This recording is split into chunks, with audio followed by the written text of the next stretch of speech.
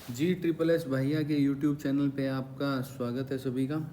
आज हम जो सीईटी का पेपर 27 जुलाई की मॉर्निंग शिफ्ट में आया वो सोल्व करेंगे। 27 जुलाई 2025 मॉर्निंग शिफ्ट। इसमें मैथ के जितने भी क्वेश्चन आए थे हम वो सोल्व करेंगे और उनके पीछे का कॉन्सेप्ट जानेंगे कि कैसे ये क्वेश्चन होते हैं। सॉरी। सबसे पहले है 5वें नंबर पे। इसमें एक कहता है कि एक शॉपकीपर है, उसने मार्क कर रखा है एक आइटम को 2000 रुपये। मतलब जो मार्क प्राइस है वो कितना है हमारा 2000 रुपये। And give successive discount of 15% and 10%। सबसे पहले हमें जानना होगा सक्सेसिव डिस्काउंट का मतलब क्या होता है।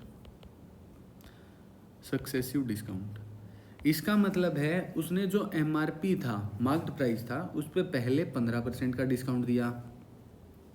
जैसे ये हमारा यहाँ पे मार्क प्राइस है, इसमें इसने -15% कर दिया, एक नया सेलिंग प्राइस आ गया। इसके बाद में सक्सेसिव डिस्काउंट कितना दिया है 10% का। यहाँ से फिर 10% कम कीजिए आप, जो ये प्राइस आएगा ये हमारा सेलिंग प्राइस होगा। ठीक है, तो जैसे यहाँ पे मार्क प्राइस कितना था 2000 रुपये, इसका 15% कितना होता है 15% ऑफ 2000 300 रुपये होता है ना। तो 300 रुपये यहाँ कम हो गया, तो पहले डिस्काउंट मिलके हो गए 1700 रुपये बच गए। अब कहता है दूसरा डिस्काउंट है 10% का। इसका 10% कितना होता है 10% ऑफ 1700 170 रुपये होता है। मतलब यहाँ पे -170 कर दिए, कितने बचेंगे 1530 रुपये। ठीक है, बाद में पूछता है what is the final selling price. जो सेलिंग प्राइस ये हमारा 1530 है, यही सेलिंग प्राइस है। सक्सेसिव डिस्काउंट का मतलब तो यही होता है ना, एक बार पहले क्वेश्चन के हिसाब से इसने 15% का डिस्काउंट दे दिया यहाँ पे फिर आगे यहाँ 10% का दे दिया, जो बाद में बचा वो हमारा सेलिंग प्राइस है। तो सेलिंग प्राइस 1530 रुपये रहेगा। सी करेक्ट आंसर है।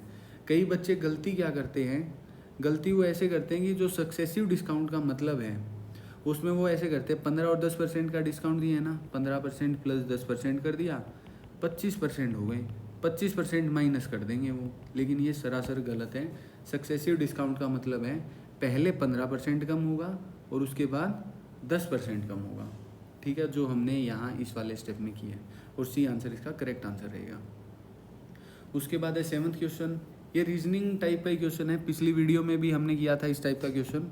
बोर्डमास वाला ही रूल इसमें फॉलो होगा। बोर्डमास BODMAS। सबसे पहले ब्रैकेट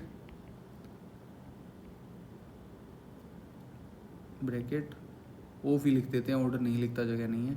डिवाइड, मल्टीप्लाई, ऐड और सब्ट्रैक्ट। ये ऑर्डर होता है, हमें किस ऑर्डर में ये ऑपरेशन लगाने हैं। सबसे पहले हमें ब्रैकेट को सोल्व करना होता है, फिर ऑफ या ऑर्डर को, फिर डिवाइड को, फिर मल्टीप्लाई, फिर ऐड, फिर सब्ट्रैक्ट। अब इस क्वेश्चन में कह रहा है कि एस क्या हमारा मल्टीप्लाई को डिनोट करता है, P डिनोट करता है माइनस को, R करता है प्लस को, और Q डिनोट करता है डिवाइड को। नंबर ये दे रखा है, तो 14641, Q 121, P 100, S 2R 100। सबसे पहले हम इन सिंबल को बदलते हैं। Q का क्या मतलब है डिवाइड, P का क्या मतलब है माइनस, S का मतलब मल्टीप्लाई, R का मतलब प्लस। अब ये नंबर लिख लेते हैं 14641, 121, 100, 200। देखिए यहाँ ब्रैकेट तो है नहीं, तो ये ख़त्म हो गया, हम नहीं करेंगे। ऑफ भी नहीं है, ऑर्डर भी नहीं है, ये भी ख़त्म हो गया। डिवाइड आ गया, तो हम इस डिवाइड को सोल्व कर देंगे। ऐसे लिख देते हैं 14641 डिवाइड बाई 121। आगे वाला ऐसे कैसे मल्टीप्लाई 2 प्लस 200। डिवाइड हमने कर दिया। अब डिवाइड करके देखते हैं क्या आएगा। शॉर्टकट मेथड आप अंदाज़ा लगा सकते हो कि ये 121 ही का स्क्वायर है ऊपर वाला। बाकी वेरीफाई करने के लिए हम ऐसे डिवाइड कर देते हैं। 1 पे गया 121, 25, 4, 2 पे जाएगा 242, कितना बचा 121, अब जाएगा 1 पे, तो ये 121 पे कट गया। हमारे पास क्या आया 121, 1 है ये सॉरी, -100 मल्टीप्लाई 2 प्लस 100। हमने डिवाइड कर दिया, डिवाइड भी खत्म हो गया। बाद में क्या करना है मल्टीप्लाई यहाँ है तो ये कर देते हैं 121 माइनस 200 प्लस 100। इसके बाद में मल्टीप्लाई भी हो गया। अब करते हैं हम ऐड यहाँ पे कर देते हैं 121 माइनस 100 बचेगा ना, -200 और प्लस 100 में से -100। फिर सब्ट्रैक्ट बचा, सब्ट्रैक्ट कर देते, क्या बचा 21, 21 है हमारा कोई आंसर ऑप्शन, जो बी ऑप्शन है वो 21 है, तो वो करेक्ट आंसर होगा हमारा। उम्मीद करता हूँ ये समझ में आया होगा आपको। इसके बाद 19 नंबर क्वेश्चन, इसमें कह रखा है कि इसकी वैल्यू बतानी है। सबसे पहले आपको इस सिंबल का मीनिंग समझना पड़ेगा क्या होता है। मान लो यहाँ अंदर ए है, इसका मीनिंग होता है ए की पावर 1/n, ठीक है। अब हम लिखते हैं इसको, बाहर 4 है, फिर 3 है, फिर 2 का स्क्वायर। इसका मतलब सबसे पहले इस सिंबल को सोल्व करें हम, ये क्या आएगा 1/4, अंदर क्या आएगा, जो अंदर यहाँ बचा है 3, 2 का स्क्वायर, ठीक है। अब बाहर वाला लिख लेते हैं, अंदर हम लिखते हैं, अंदर वाला ये क्या होगा, पावर होगी 1/3 किसकी, 2 की पावर 2, सारे की पावर 1/3। इसका मतलब क्या होता है, ये दोनों पावर कैसे होती है हमारी, सॉरी गलती से, ये दोनों पावर मल्टीप्लाई होती है ना, 2 की पावर 2, सारे की पावर 1/3 मल्टीप्लाई 1/4, क्या आएगा 2 की पावर 2, सारे की पावर 1/12। अब ये दोनों पावर भी मल्टीप्लाई होंगी, 2 की पावर 2 इंटू 1/12, क्या आएगा 2 की पावर 1/6। कोई ऑप्शन है हमारा 2 की पावर, डी ऑप्शन है, तो यही करेक्ट आंसर होगा। बस इसमें आपको ये चीज़ें पता होनी चाहिए कि इस सिंबल का क्या मतलब है, इससे ये आया, इससे ये आया, और इन दोनों की हमेशा मल्टीप्लाई होती है, मल्टीप्लाई कर दी। अब इन दोनों की मल्टीप्लाई होगी, फिर मल्टीप्लाई करके 2 की पावर 1/6 आ गया। सिंपल सा क्वेश्चन था। अगर इसमें आपको कोई भी डाउट हो आप कमेंट ज़रूर करना, आंसर मिलेगा आपको। इसके बाद नेक्स्ट क्वेश्चन करते हैं। ये बहुत ही ज़्यादा सिंपल क्वेश्चन है। इसमें कह रखा है which of the following is the smallest negative integer, Hindi में निम्नलिखित में से कौन सा सबसे छोटा ऋणात्मक पूर्णांक है। अब देखो, ऐसे तो सबसे छोटा कोई ऋणात्मक पूर्णांक होता नहीं है, हम जितना चाहे उतना छोटा कर सकते हैं, लेकिन क्वेश्चन कह रहा है निम्नलिखित में से बताना है। तो सबसे पहले इनमें सबसे छोटा कौन सा है, हम संख्या रेखा पे दिखाना शुरू करते हैं। 0 है हमारे पास, 0 लिख दिया, फिर -1, फिर -2, फिर -3, यही 3 नंबर है। और हमें एक और चीज़ पता है, जैसे जैसे हम लेफ्ट हैंड की तरफ जाते हैं ये नंबर घटते जाते हैं, डिक्रीज होते जाते हैं या और स्मॉल होते जाते हैं, ठीक है। तो जो इनमें जो बिल्कुल लेफ्ट में होगा वो हमारा सबसे छोटा नंबर होगा। कौन है लेफ्ट में, -3। तो जो हमारा बी ऑप्शन है, सॉरी सी नहीं बी, वो हमारा करेक्ट आंसर है -3। तो निम्नलिखित में से सबसे छोटा ऋणात्मक पूर्णांक -3 होगा हमारा, ठीक है। अब आते हैं हम 30 पे। इसमें ये बोल रहा है कि एक टाउन की पॉपुलेशन है, सिटी की पॉपुलेशन है, वो मिलियंस में है, मतलब 5 साल के अंतराल पे मिलियंस में हमें पॉपुलेशन दे रखी है। इसका मतलब 2016 में पॉपुलेशन कितनी थी, 1.5 मिलियन, 2017 में 1.8, 2018 में 2.1, 2019 में 2.4, 2020 में 2.7, बढ़ती जा रही है पॉपुलेशन, देख रहे हैं हम, ठीक है। क्वेश्चन पूछ रहा है what is the increase in population from 2016 to 2020। ये हमें क्वेश्चन पूछ रहा है 2016 से लेके 2020 तक कितना इंक्रीज हुआ। अब देखें हमारे पास 2016 की पॉपुलेशन है 1.5 मिलियन, 2020 की पॉपुलेशन है 2.7 मिलियन, तो इंक्रीज कितना होगा, जो इनका अंतर होगा वही तो इंक्रीज हुई है पॉपुलेशन हमारी। कितना अंतर है इनका, 2.7 और 1.5 का, पॉइंट के नीचे दशमलव के नीचे दशमलव, 7 में से 5 गए 2, 2 में से 1 गया 1 दशमलव, तो 1.2 मिलियन का डिफरेंस है। तो 1.2 मिलियन ही हमारी पॉपुलेशन बढ़ी होगी। ये ऑप्शन है वो हमारा सही है। फॉर एग्जांपल मान लेते हैं, इसको बाई चांस ये समझ में नहीं आता है, आपके पास 2016 में पैसे थे 15 रुपये, 2020 में हो गए आपके पास 27 लाख में कर लेते हैं, छोटा नहीं सोचते, ठीक है, 27 लाख हो गए, ठीक है। 2016 में आपके पास 15 लाख थे, 2020 में 27 लाख हो गए। अब मैं पूछूं आपके पास कितने पैसे बढ़े, आप इन दोनों का अंतर ही बताओगे ना, कितने बढ़े, 27 में से 15 गए 12 लाख बढ़े। अब वही यहाँ पे हैं, बस इनके बीच में हमें पॉइंट लगाना है, डेसिमल लगाना है एक। इतनी पॉपुलेशन थी, यहाँ मिलियन आ जाएगा लाख की जगह। तो कितनी पॉपुलेशन बढ़ी, जो इनका डिफरेंस था 1.2 मिलियन। ऐसे ही हमने किया है। अब नेक्स्ट क्वेश्चन पढ़ते हैं। Next question time and work का है। ये कह रहा है कि किसी कार्य को 12 दिनों में पूरा कर सकता है। कौन पूरा कर सकता है, ए। हम लिख लेते हैं ए, यहाँ हम टाइम लिखेंगे, कितने दिन में पूरा करता है, 12 दिन में। And B can complete the same job in 18 दिन। बी है वो 18 दिन में पूरी कर सकता है, ठीक है। अब आगे क्वेश्चन होगा, तो हम क्या करते हैं, जो हमारा टाइम है ना, इसका एलसीएम निकालते हैं। 12 और 18 का एलसीएम क्या आता है, 36 होता है, वो यहाँ लिख लेते हैं। मतलब हम मानते हैं कि टोटल काम जो इनका एलसीएम होता है वो हमारा होता है टोटल वर्क। टोटल वर्क कितना हो गया, 36। ए कितने दिन में कर रहा है, 12 दिन में। 12 दिन में ए कितना कर रहा है, 36। तो एक दिन में कितना करेगा, 36/12 मतलब 3। एफिशिएंसी यहाँ लिख लेते हैं हम, एफिशिएंसी, ये एफिशिएंसी, ये 3 काम करेगा। अब 18 दिन में 36 काम कौन कर रहा है, बी। तो एक दिन में बी कितना काम करेगा, 36/18 मतलब 2। इसकी एफिशिएंसी 2 रहेगी। मतलब क्या हुआ, एक दिन में ए कितने काम कर रहा है, 3, बी कितने कर रहा है, 2। टोटल काम कितने हैं, 36। अब इफ़ दे वर्क टुगेदर, अगर वो दोनों एक साथ काम करते हैं, how many days will they take to complete the job. अब देखिए ए और बी दोनों मिलके एक दिन में कितना काम करेंगे, 5 काम करेंगे ना, एफिशिएंसी ऐड हो जाती है 5। टोटल काम तो 36 करने हैं, कितने दिन लग जाएंगे। एक दिन में मैं कहूँ आपको, मैं 5 चॉकलेट खाता हूँ, एक दिन में 5 चॉकलेट खाते हैं। अगर 36 चॉकलेट हैं तो वो कितने दिन में ख़त्म होगी, हर दिन की 5 चॉकलेट ही मिल रही है आपको। तो पहले दिन 5 चॉकलेट, दूसरे दिन फिर 5, तीसरे दिन फिर 5, चौथे दिन फिर 5, पाँचवें दिन फिर 5, यहाँ तक कितनी होगी, 5, 10, 15, 20, 25 चॉकलेट ख़त्म हो गई। छठे दिन फिर 5, 30 हो गई। सातवें दिन फिर 5, 35 चॉकलेट हो गई। 36 खानी थी तो 8वें दिन में पहुँच जाएगी। लेकिन हम पूरे दिन को डिवाइड कर देते हैं, एक दिन के कितने में हिस्से में हम 36वीं चॉकलेट खाएंगे वो निकालनी है। तो हम क्या कर रहे हैं, जो हमारा टोटल वर्क था उसको हम एफिशिएंसी से डिवाइड कर दें, हमारा आंसर सही आएगा, ठीक है। प्रॉपर यही होता है ना, total work by efficiency. Days क्या होंगे, डेज रिक्वायर्ड, वो होगा total work divide by efficiency. अब एफिशिएंसी तो आपको पता है हमारी कितनी है, 5 डिवाइड बाय 5। टोटल वर्क कितना है, 36, ये आएगा 7.2। तो हमें 7.2 डेज लगेंगे अगर ए और बी को एक साथ काम पे लगाते हैं। तो ऑप्शन बी है हमारा करेक्ट आंसर रहेगा।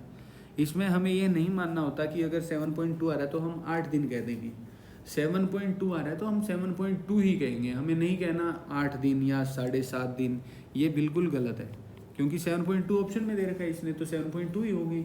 7.2 में काम खत्म किया और वो घर चले गए ए और बी। इसके बाद आता है क्वेश्चन नंबर 37। ये कहता है व्हाट इज़ द वैल्यू। ये बिल्कुल बोर्ड मास वाला है, इसमें तो PQRS भी नहीं है, तो थोड़ी देर पहले किया था। 10 - 2 × 3 + 8 डिवाइड बाई 2। सबसे पहले डिवाइड होता है, सॉरी है डिवाइड आएगा यहाँ पे, डिवाइड सबसे पहले डिवाइड होता है। तो 10 सॉरी डिवाइड नहीं, सबसे पहले ब्रैकेट ओपन होती है। ब्रैकेट इसका मतलब ये होगी 2 × 3 6, 10 - 6 + 8 डिवाइड बाई 2। हमने ब्रैकेट ओपन कर दी। इसके बाद डिवाइड होगा तो 10 - 6 + 8/2 मतलब 10 - 6 + 4। फिर ऐड होगा, -6 और 4 कितने होते हैं, -2 होते हैं ना। 10 - 2 कितना आ गया, 8 आ गया। तो 8 है वो हमारा करेक्ट आंसर है, सी ऑप्शन। ये बिल्कुल ही सिंपल सा क्वेश्चन था, बहुत जल्दी होने वाला। इसके बाद आया 40वां क्वेश्चन। ये अच्छा क्वेश्चन है, शायद कई बच्चों का गलत हुआ होगा। अब एक चीज़ देखिए, इसका मतलब है -27 की पावर 1/3। थोड़ी देर पहले अभी बताया था आपको, ठीक है। -27 को हम कैसे लिख सकते हैं, -3 मल्टीप्लाई -3 मल्टीप्लाई -3। इसको भी हम ब्रैकेट में बंद कर देते हैं। इसका मतलब ये है -3 की पावर 3, या फिर -27 बराबर हो गया -3 की पावर 3। अब हम क्या करते हैं, दोनों तरफ 1/3 पावर रेज कर देते हैं। मतलब -27 की पावर 1/3 बराबर -3 की पावर 3 सारी की पावर 1/3। थोड़ी देर पहले बताया था ये पावर क्या होती है, मल्टीप्लाई होती है। -3 की पावर 3 गुणा 1/3, ये क्या आएगा, 3 से 3 कट गया 1, -3 की पावर 1। हम यहाँ 1 लिखे या ना लिखे कोई फ़र्क ही नहीं पड़ता, -3 ही आएगा। इसका मतलब x आएगा हमारा -3। ये ही करेक्ट आंसर होगा। यह अपरिभाषित ये भी गलत है, 0 भी गलत है, 3 भी गलत है। एक और चीज़ आप ध्यान से देखिए, जब भी ऐसे क्वेश्चन हो और वहाँ पावर आपको ओड दे दे, जैसे यहाँ पावर कितनी दे रखी थी 1/3, दूसरा 1/5 दे दे आपको, 1/7 दे दे, 1/9, सॉरी 8 नहीं 9, 1/11 सारी किस में चल रही है, नीचे ओड में चल रहा है ना हमारा डिनोमिनेटर। अगर पावर ओड हो, नीचे अंदर माइनस का हो कोई नंबर, तो बाहर हमेशा माइनस आएगा, और जो अंदर ये ए बचा है इसकी पावर होगी 1/, जो भी हमने n लिखा है 1/n हम मान लेते हैं, ये था हमारा माइनस इंटू 1 ए की पावर 1/n। तो इस केस में हमारे पास क्या था, n कितना था, 3 था, मतलब 1/3 निकालना था हमें। a कितना था, a 27 था, मतलब -27 की पावर 1/3 था। इसमें क्या हुआ, माइनस बाहर आ जाएगा, माइनस बाहर 27 की पावर 1/3, ये सभी को पता होगा कितना होता है, 3 ही होता है, तो -3 ये आएगा ए ऑप्शन। ठीक है, उम्मीद करता हूँ ये समझ में आ गया होगा आपको। ये अपरिभाषित कब होता है ये और बता देता हूँ। अगर जो डिनोमिनेटर में हमारे पास 1/n था वो होता 1/2, 1/4, 1/6, 1/8, 1/10 ऐसे होता, तो माइनस वाला हमेशा क्या होता, अनडिफाइंड या अपरिभाषित, ये होगा अनडिफाइंड, जो ऑप्शन है उस हिसाब से, क्योंकि ये होगा हमारे पास कॉम्प्लेक्स नंबर आएगा, कॉम्प्लेक्स नंबर, और वो ऑप्शन में दे नहीं रखे, जिसमें आयोटा आता है हमारे पास, आयोटा आता है √-1, मतलब -1 की पावर 1/2। ये वाले कॉम्प्लेक्स नंबर आते हैं, जो ऑप्शन है उस हिसाब से हम कहते हैं ये अनडिफाइंड होगा। किसके हिसाब से, रियल नंबर या वास्तविक संख्याओं के हिसाब से ये अनडिफाइंड होगा। ठीक है, अब नेक्स्ट क्वेश्चन पढ़ते हैं। ये कह रहा है हमारे पास एक पर्सन है, उसने घड़ी को 450 रुपये में बेचा, और कितने का लॉस हुआ, 10% का लॉस हो गया उसको। 10% किसके बराबर होता है, 1/10, मतलब उसने 10 यूनिट वाली चीज़ कितने में बेची, 9 यूनिट में। अब 9 यूनिट कह रहा है, वो कितना है, 450। अगर 9 यूनिट हमारा 450 है, तो 1 यूनिट कितना होगा, 450/9 मतलब 50। अगर 1 यूनिट हमारा 50 है, तो 10 यूनिट कितना होगा, 50 × 10 मतलब 500, मतलब 500 रुपये की घड़ी थी हमारी, और उसने कितने में बेच दी, 450 में बेच दी, मतलब 500 वाली घड़ी उसने बेच दी 450 में। CP SP कॉस्ट प्राइस भी होता है नुकसान तो हमें। अब आगे पूछ रहा है, एट वर्स्ट price should the watch be sold to earn 10% profit.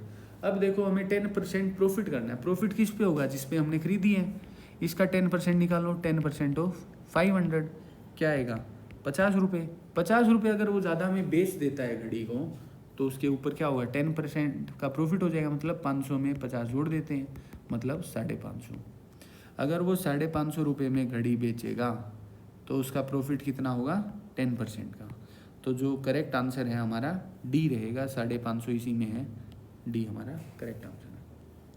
इसके बाद हम गए क्वेश्चन नंबर 40 पे। ये कहता है एक पर्सन है, वो ट्रैवल कर रहा है 120 किलोमीटर 4 घंटे में। आपको पता है स्पीड क्या होती है, डिस्टेंस ट्रेवल्ड बाय टाइम। तो स्पीड क्या हुई उसकी, 120 डिस्टेंस ट्रेवल करी है 4 घंटे में, 30 km/h की स्पीड हो गई उसकी पहले। If he increases speed bye 10 km/h, अगर उसने 10 km/h की स्पीड बढ़ा दी, क्या होगी नई स्पीड, 40 km/h। ठीक है, how long will it take him to travel same distance, वही सेम डिस्टेंस ट्रैवल करने में उसे कितना समय लगेगा, सेम डिस्टेंस कितनी है 120, टाइम क्या होगा, टाइम होगा, सॉरी डिस्टेंस है 120। ये पूछ रहा है नया टाइम क्या लगेगा हमें, टाइम होता है डिस्टेंस बाय स्पीड। डिस्टेंस तो वही है 120 किलोमीटर, स्पीड क्या है 40, तो क्या आ गया 3, तो 3 आवर्स लगेंगे या 3 घंटे लगेंगे उसे सेम डिस्टेंस ट्रैवल करने में। डी ऑप्शन है वो हमारा करेक्ट आंसर है। उम्मीद करता हूँ ये भी समझ में आ गया होगा आपको। इसके बाद नेक्स्ट क्वेश्चन है पार्टनरशिप का है, ये भी बहुत आसान क्वेश्चन है, अभी कर देते हैं इसे भी हम। इसमें कह रहा है 2 फ्रेंड है, 2 दोस्त है ए और बी, इन्वेस्ट करते हैं किसी बिजनेस में, किस रेशियो में 3:5 में। ए और बी ने इन्वेस्टमेंट है हमारी 3:5 में। अब एक चीज़ देखो, आप अगर किसी बिजनेस में 3:5 में आप 2 दोस्त हो, 3:5 रेशियो में आप पैसे लगाते हो, तो प्रॉफिट भी 3:5 रेशियो में डिवाइड करते हो ना। मतलब अगर आपके पास 8 रुपये का प्रॉफिट होता है, 8 रुपीज़ का, क्या करोगे, 3 हिस्से कौन रखेगा, ए रखेगा 3 रुपये, बी कितने रुपये रखेगा 5 रुपये। ठीक है, अब इसी क्वेश्चन में ये कह रहा है कि हमारे पास क्या है, at the end of the year, एक साल के बाद उन्होंने प्रॉफिट कमाया 40,000 रुपये, प्रॉफिट हुआ 40,000 रुपये। तो ये क्या करेंगे, 40,000 को किन रेशियो में डिवाइड करेंगे, 3:5 में, मतलब टोटल 8 हिस्से करेंगे ये, और 3 हिस्से ए रखेगा, 5 हिस्से बी रखेगा। इसमें से 8 हिस्से करो पहले, 8 यूनिट मान लेते हैं 40,000। तो एक यूनिट किसके बराबर आएगा, 40,000 बाई 8, मतलब 5,000 रुपये। अब ए कितने यूनिट रखेगा, 3 यूनिट रखेगा ना, तो 3 गुना 5,000 ए रखेगा, बी कितने रखेगा, 5 गुना 5,000। क्वेश्चन क्या पूछा है, what is the A share, A share क्या हुआ, 3 गुना 5,000 मतलब 15,000। तो 40,000 में से 15,000 हिस्सेदारी किसकी होगी प्रॉफिट में से, ए की। तो डी है वो हमारा करेक्ट आंसर है। समझ में आया आपको ये क्वेश्चन। देखिए हमने क्या करा, हमने ये माना है कि जिस रेशियो में इन्वेस्ट करे उन्होंने पैसे, उसी रेशियो में जो प्रॉफिट है वो डिवाइड करेंगे वो लोग आपस में। तो जो प्रॉफिट है उसमें से 3 हिस्से किसके पास आएंगे, ए के पास, और 5 हिस्से किसके पास, बी के पास। 3 और 5 होते 8 है, तो हमने 40,000 था उसको 8 हिस्सों में डिवाइड कर लिया। टोटल 8 हिस्सों में से 3 हिस्से उठाए वो ए को दे दिए, और 5 हिस्से उठाए वो बी को दे दिए। पूछ रहा है ए का प्रॉफिट कितना होगा। 8 हिस्सों में हमने 40,000 को डिवाइड किया, तो एक हिस्से में कितने आएंगे, 5,000। अब ए कितने हिस्से लेके जा रहा है, 3 हिस्से। एक हिस्से में अगर 5 जा रहा है तो 3 हिस्सों में कितना होगा, 5,000 गुणा 3 मतलब 15,000। तो हमारा ए है वो 15,000 रुपये प्रॉफिट कमा के चला जाएगा। तो डी है वो करेक्ट आंसर है। अब 51 नंबर क्वेश्चन है हमारा, ये परसेंटेज का ही है। ये कह रहा है ए की सैलरी है ना वो इंक्रीज हो गई है 25% से। 25% से आप क्या समझते हैं, 25/100 मतलब 1/4।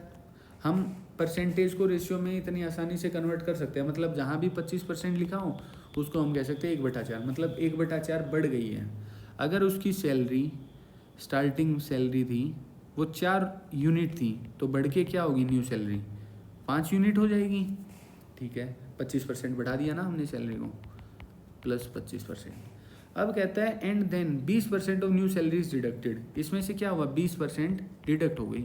20% क्या होता है, 20/100, 20/100 मतलब 1/5। अगर 5 यूनिट थी, 1 यूनिट कम हो गई, तो माइनस 1 यूनिट। क्या बची अब आफ्टर डिडक्शन, डिडक्शन के बाद 4 यूनिट फिर बच गई। अब ये पूछ रहा है इफ़ द फाइनल सैलरी है वो 12,000 है, मतलब 4 यूनिट किसके बराबर है, 12,000 के बराबर है। तो 1 यूनिट किसके बराबर होगी, 12,000/4 मतलब 3,000 के बराबर। अब पूछ रहा है what was the original salary, original salary कितनी थी, 4 यूनिट ही थी। 1 यूनिट 3,000 है, तो 4 यूनिट कितनी होंगी, 4 गुना 1 यूनिट मतलब 4 गुना 3,000 मतलब 12,000। तो स्टार्टिंग सैलरी भी 12,000 ही थी। तो जो बी ऑप्शन है वो हमारा करेक्ट आंसर है। इस क्वेश्चन के हिसाब से बी ऑप्शन ही हमारा करेक्ट आंसर होगा। ठीक है, उम्मीद करता हूँ ये क्वेश्चन भी समझ में आ गया होगा आपको। इसके बाद नेक्स्ट क्वेश्चन त्रिकोणमिति या ट्रिग्नोमेट्री का है। इसमें आपको अगर इस चीज़ की वैल्यू याद है क्या होती है, तो बिल्कुल 10 सेकंड भी नहीं लगाओगे आप ये क्वेश्चन करने में। अगर ये याद नहीं है फिर तो ये होगा भी नहीं। आपको पता होना चाहिए साइन 90 डिग्री हमेशा 1 होता है, कोस 0 डिग्री भी 1 होता है। टेबल बनाते हैं हम साइन और कोस की, sine theta cos theta. 0 degree, 30 degree, 45 degree, 60 degree और 90 डिग्री। ये तो आपको हमेशा याद होनी चाहिए। 0 डिग्री पे साइन थीटा हमेशा ये हम थीटा है। 0 पे हमेशा साइन क्या होगा 0, 30 पे 1/2, 45 पे 1/√2, 60 डिग्री पे √3/2 और 90 डिग्री पे हमेशा 1। अब जब कोस लिखते हैं तो इसी को उल्टे ऑर्डर में लिखना शुरू कर दो। यहाँ पे 90 के नीचे 1 लिखा था, यहाँ 1। 60 के नीचे √3/2, √3/2, 1/√2, 1/2, 0। देखिए जो हमारी साइन वाली लाइन है उसको हमने क्या किया, राइट हैंड से लेफ्ट हैंड की तरफ नीचे लिख दिया कोस वाले में। अगर आपको ये वाली लाइन याद है तो ये अपने आप याद हो जाएगी। अब देखो इसमें पूछ रहा है साइन 90 डिग्री, तो साइन 90 डिग्री कितना होगा 1 मल्टीप्लाई कोस 0 डिग्री, कोस 0 डिग्री कितना होगा वो भी 1 मल्टीप्लाई 1, तो क्या आ गया 1। तो बी है वो हमारा बिल्कुल सही आंसर है। कितना सिंपल क्वेश्चन था, लेकिन जिसको ये ट्रिग्नोमेट्री की वैल्यू याद नहीं है वो नहीं कर पाएगा इस क्वेश्चन को। अब आ रहा है 59 क्वेश्चन। ये कह रहा है एक रूम है हमारे पास, उसकी डायमेंशन कितनी है, 40 मीटर लंबा है, ठीक है, 25 मीटर चौड़ा है और 10 मीटर हाइट है उसकी। देखिए आप डायमेंशन चेंज कर सकते हो, आप लेंथ की जगह चौड़ाई भी बोल सकते हो और लेंथ या की जगह हाइट भी बोल सकते हो, कोई फ़र्क नहीं पड़ता। डायमेंशन तो वही रहेंगी हमारी, टोटल वॉल्यूम रूम की वही रहेगी, सरफेस एरिया भी वही रहेगा, कोई फ़र्क नहीं पड़ता। ये कहता है अगर ये फिल कर दे हम किससे, क्यूबॉइडल बॉक्सेस से, उनकी डायमेंशन क्या है 2 metre by 1.25 metre by 1 metre. तो पूछ रहे कितने बॉक्स आएंगे। अब देखिए हम इस हमारे पास एक रूम है उसमें बॉक्स भर रहे हैं, तो हमारी क्या कवर हो रही है, वॉल्यूम कवर हो रही है। तो सबसे पहले हमारे पास जो बड़ा रूम है, जो ये बड़ा रूम है हमारा, इसकी वॉल्यूम निकालते हैं हम।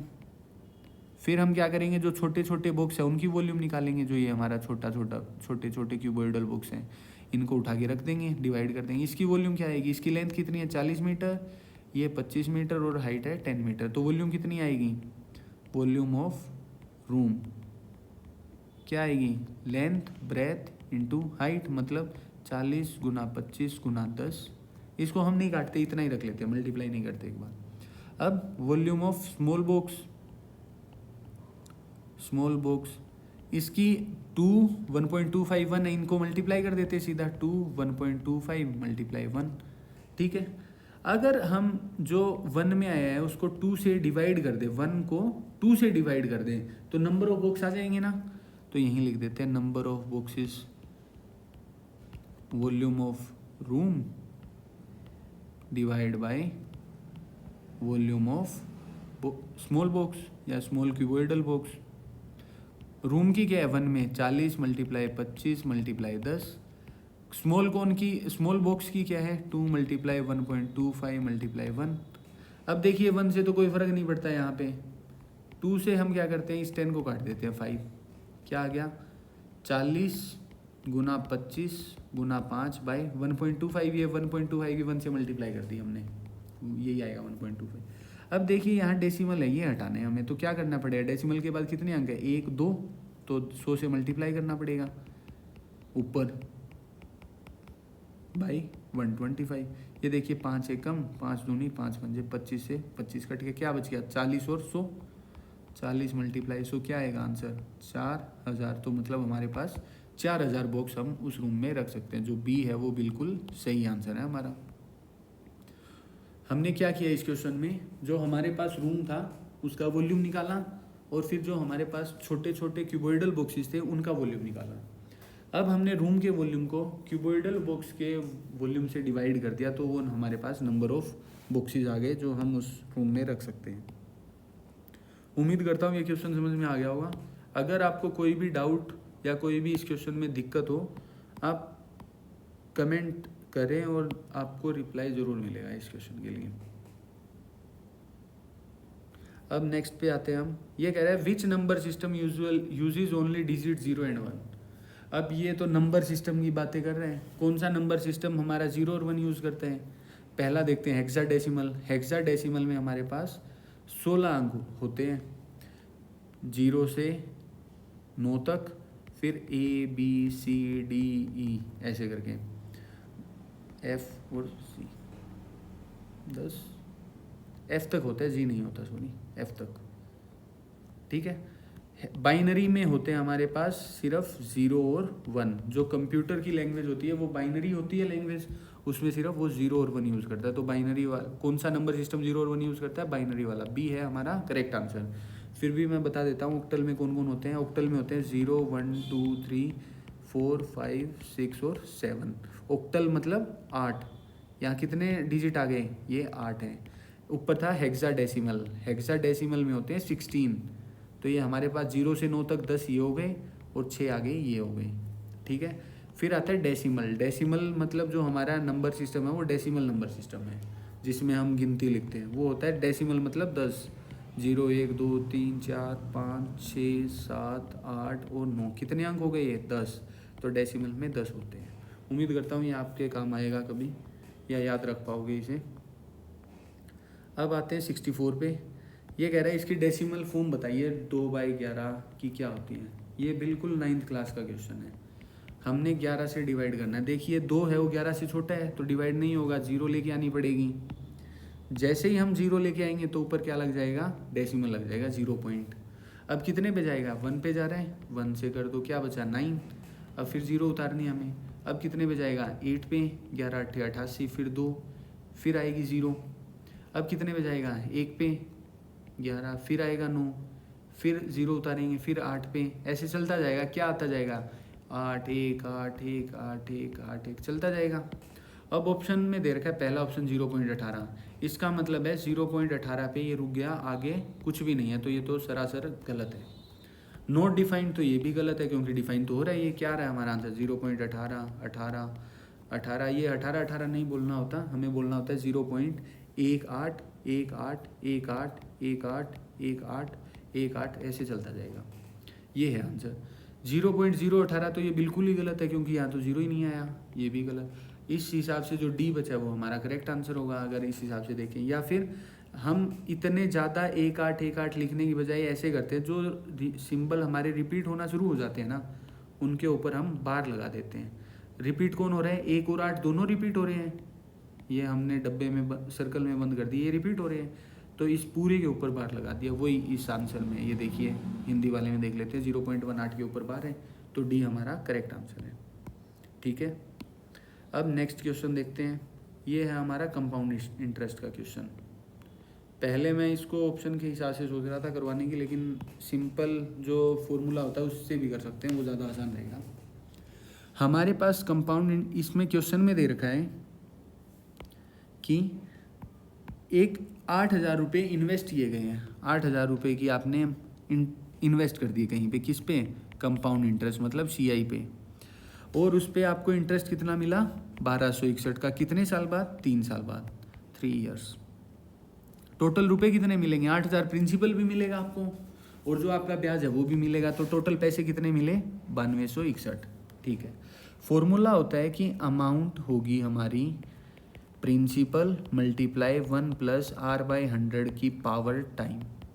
कितने टाइम के लिए किया है, साल में। ठीक है, प्रिंसिपल कितना था हमारा, 1,000 रुपये था, अमाउंट कितनी है 9261 मल्टीप्लाई 1 प्लस परसेंट में पूछा है rate of interest per annum क्या रहेगा, एक साल का कितना रेट ऑफ इंटरेस्ट रहेगा, वो हमने R मान लिया। यहाँ हमारे पास P है प्रिंसिपल और R है हमारा रेट ऑफ इंटरेस्ट। ठीक है, 1 + R/100, टाइम कितना दे रखा है, टाइम तो इन्होंने दे ही दिया 3 साल, प्रिंसिपल है 8,000 पावर 3। अब इसको हम डिवाइड में कर सकते हैं, क्योंकि ये यहाँ क्या है मल्टीप्लाई में, 9261/8000 बराबर 1 + R/100 की पावर 3। अब 8,000 को आप आसानी से देख सकते हो, 8,000 क्या होता है, वो होता है 20 का क्यूब, और 9261 क्या 20 से बड़ा है, तो आप एक बार 21 का क्यूब करके देखना, वो यही आएगा 9261। देखिए ज़्यादा बड़ा नहीं है, क्यूब करते हैं तो बहुत फ़र्क पड़ता है नंबर का, एक नंबर बढ़ाने से। 20 का क्यूब 8,000 है, 21 का क्यूब 9,261 रुपये है, तो इसको क्या लिख सकते हैं हम, 21/20 का क्यूब बराबर 1 + R/100 का क्यूब। अब देखिए यहाँ दोनों साइड पावर क्या है, क्यूब में है, तो हम क्या कर सकते हैं, दोनों साइड पावर 1/3 कर सकते हैं, तो क्या आएगा 21/20 की पावर 3 सारे की पावर 1/3 बराबर 1 + R/100 की पावर 3 सारे की पावर 1/3। अब आपको थोड़ी देर पहले बताया था कि ये दोनों आपस में मल्टीप्लाई होते हैं, क्या आएगा 3 से 3 कट गया, 1 ही आएगा। यहाँ भी मल्टीप्लाई होंगे तो 3 से 3 कट गया, मतलब 21/20 दूसरे पेन से लिख देते हैं, बराबर आएगा 1 + R/100 के। ठीक है, अब ऊपर मैं थोड़ा इरेज कर देता हूँ इसे, एक बार ऊपर लिखेंगे।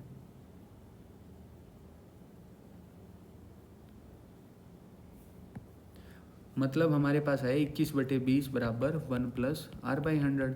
ये 1 लेफ्ट में ले जाएं हम, 21/20 - 1 बराबर R/100।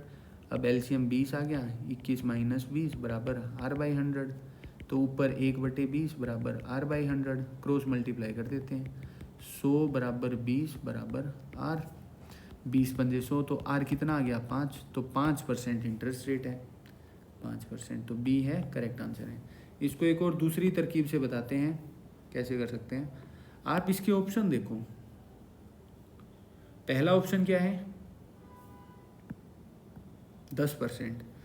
अगर मान लो हमने 3 साल के लिए पैसे जमा करे, कितने 8,000, इंटरेस्ट रेट रख दिया 10%, तो पहले साल का ही कितना ब्याज आएगा 800। दूसरे साल भी सिंपल इंटरेस्ट ही कर देते हैं 800, दोनों का जोड़ किया तो 2 साल में ही कितना हो गया 1600। लेकिन 3 साल में हमें कंपाउंड इंटरेस्ट पे 1261 मिल रहे हैं, और हमें पता है कंपाउंड इंटरेस्ट हमेशा क्या होता है, सिंपल इंटरेस्ट से ज़्यादा या बराबर ही होता है, तो कम तो कभी नहीं होता। तो पहला तो सरासर गलत है। अगर 10% ही गलत है तो 25 भी गलत होगा, 17.5 भी गलत हो गया, तो 10 से छोटा है वो ठीक होगा। आप ऐसे भी कर सकते थे बिना कैलकुलेशन करे इस क्वेश्चन को ऑप्शन देख के। उम्मीद करता हूँ ये दूसरा तरीका भी समझ में आया होगा आपको।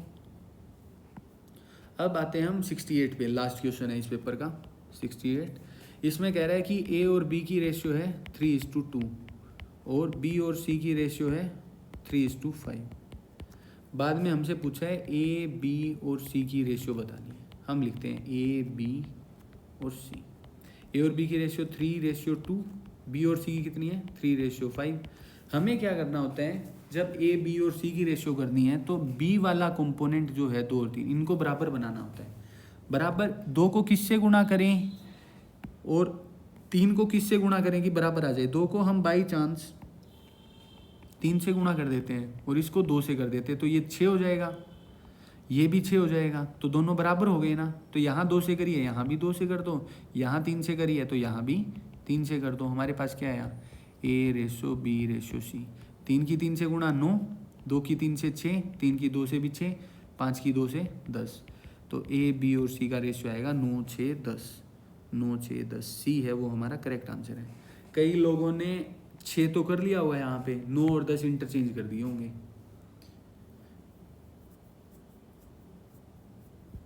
उम्मीद करता हूँ ये आपने सही निकाला होगा, क्योंकि हमें क्या करना होता है, जो बी वाला कंपोनेंट है, कॉमन बी है ना, तो बी वाला कंपोनेंट बराबर बनाना है। तो हम 2 और 3 का एलसीएम देखते हैं क्या आता है, 6 आता है। 2 को 6 कैसे बना सकते हैं, 3 से गुणा करके, तो ऊपर वाले को हमने 3 से गुणा कर दी। 3 को 6 कैसे बना सकते हैं, 2 को, तो नीचे वाले को 2 से गुणा कर दी और वो नीचे लिख दिया, वो रेशियो आ गई 9, 6, 10। तो सी है वो हमारा करेक्ट आंसर है। ये वाला पेपर तो काफ़ी आसान था। उम्मीद करता हूँ आप लोगों ने काफ़ी क्वेश्चन ठीक करे होंगे इसमें। और बाई चांस अगर कोई भी क्वेश्चन में आपको दिक्कत लगती है या मेरे से कोई गलती हो गई हो, आप कमेंट बॉक्स में ज़रूर टाइप करना, हम उसको रिजॉल्व करने की पूरी कोशिश करेंगे, या आपका डाउट होगा उसे भी सोल्व करेंगे।